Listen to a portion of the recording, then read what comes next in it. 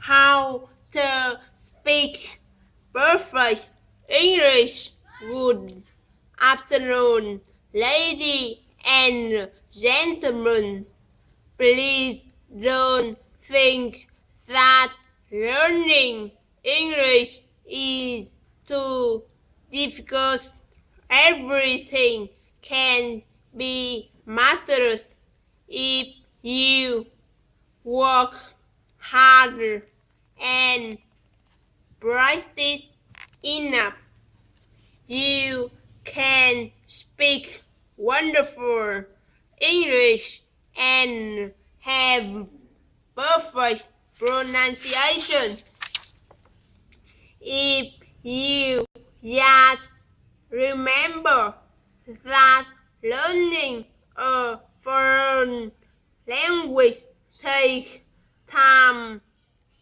Try to find friends so that you can study and practice together.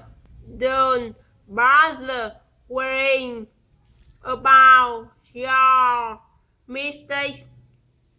Use tape with charming voice and pronunciation. Always follow along and repeat after the speaker on the tape.